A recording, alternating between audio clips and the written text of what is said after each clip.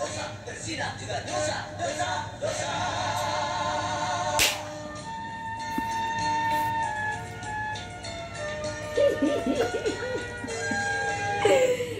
guys, kembali lagi bareng kita berdua di ini Tanda Channel.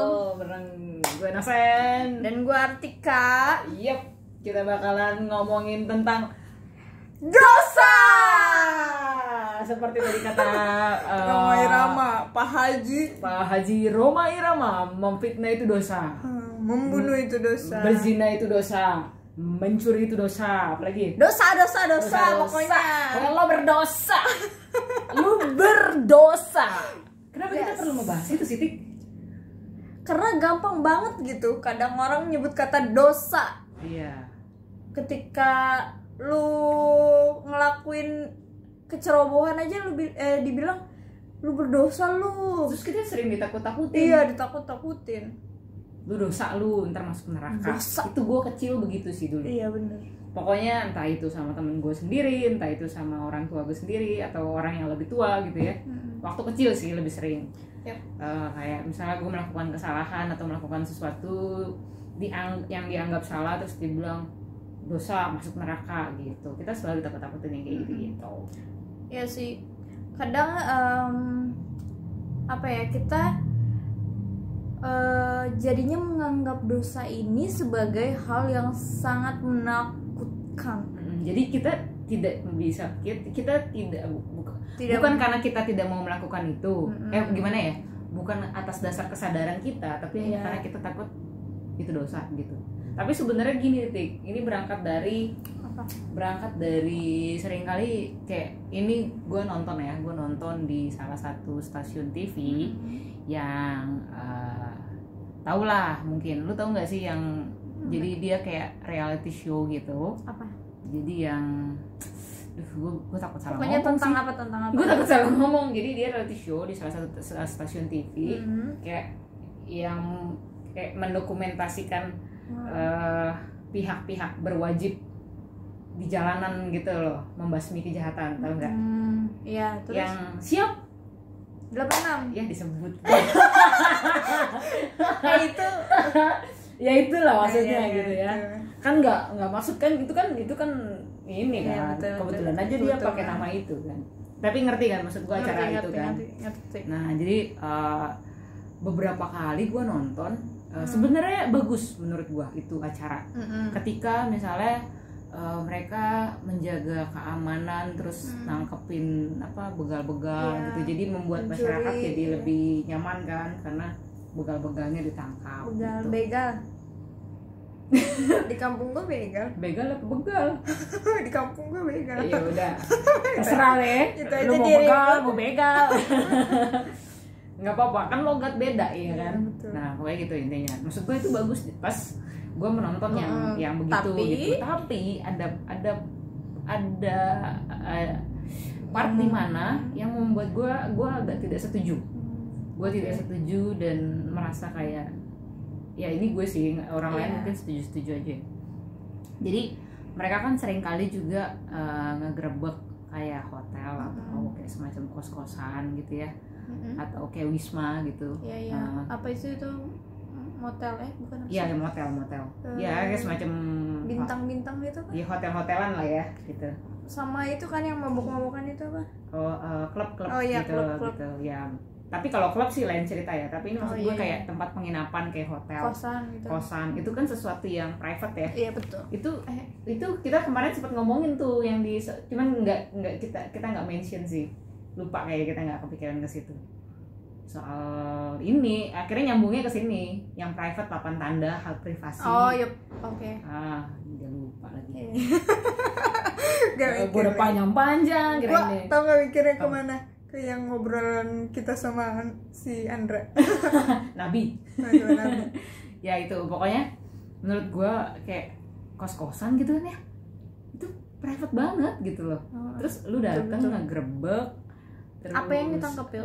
Nah waktu itu yang gue tonton itu jadi dia di hotel ya kalau nggak salah ya, bener berarti kalau nggak salah.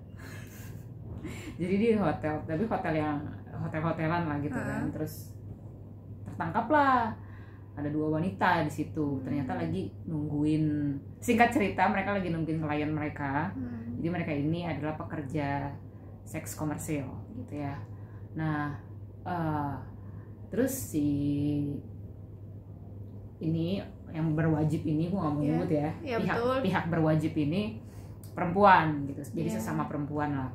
Mengajak si perempuan ini keluar dari kamarnya dan ngobrol di luar. Rambut gue naik dikit ya. Terus pas di luar itu diapain? Si pihak berwajib ini pokoknya mereka ngobrol gitu kan. Nah ada pembicaraan yang dia bilang gini, Mbak kenapa melakukan itu, katanya gitu. Karena itu dosa gitu. Nah pas kata-kata si pihak berwajib itu ngomong itu dosa, itu gue kayak pengen ngasih komen gitu ya, terserah lah ya, mungkin ada orang lain yang setuju dengan itu dan nggak setuju dengan gue pengen ngasih komen kayak maaf Mbak yang berwajib dan yang terhormat, dosa itu bukan urusan kita gitu loh. Ya nggak sih, kayak artinya lu sudah menghakimi perempuan itu dengan apa ya, gimana ya? Iya, dengan lo bilang begitu lo sudah menghakimi gitu. Iya, karena dia bukan hakim di akhirat. Dosa itu kan ibarat kita menentukan bahwa dia akan dihakimi gitu di akhirat, bahwa dia itu telah melakukan dosa gitu. Sedangkan itu kan dia pihak berwenang, seharusnya untuk dia sekedar hanya menertibkan. Dan jika itu melanggar hukum, maka dia harus menegakkan hukum itu supaya ditegakkan lah. Jangan jadinya kemudian malah hal-hal moral masuk ke sana gitu. Hal-hal apa ya jatuhnya? Iya, hal-hal moral itu nggak ada hubungannya. Maksudnya kayak misalnya gue sama lu nih, sebenarnya gue ngajarin lu bermoral dong gitu lah. Maksud gue gini, ketika lu ngomong lu dosa Ti, ketika gue ngomong lu dosa, artinya gue nggak berdosa dong. Iya kan? Iya, seolah-olah kayak seolah-olah gitu. Seperti Ya, itu kan gitu. Padahal ya mungkin untuk orang yang beragama Kristen gitu ya, kita berdua sebagai orang yang beragama Kristen, kita mempercayai bahwa dari lahir pun kita udah berdosa. Sejak lahir. Sejak kita keluar dari rahim orang tua kita, perempuan ibu kita, kita udah berdosa gitu ya. Artinya lu nggak punya hak untuk mengatakan orang lain berdosa. Dan sebenarnya kayak gua melihat si mbak pekerja seks komersial itu sekarang gini deh, emang ada perempuan di dunia ini yang punya cita-cita mau jadi pekerjaannya itu gitu. Kan kita nggak pernah tahu apa yang terjadi sama orang itu gitu kan. Dan kenapa akhirnya dia memutuskan untuk bisa kesana, dan apapun alasannya, kita tidak boleh, apa sih, gimana gue mau ngomong, tidak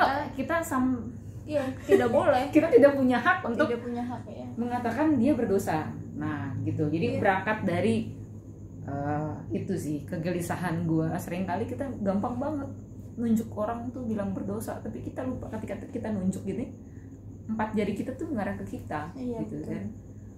Nah, kalau lu sendiri ada pengalaman gak Tik soal dosa seperti itu? Sebenarnya gue jadi pingin itu sih membacakan ayat Alkitab. Nggak apa-apa.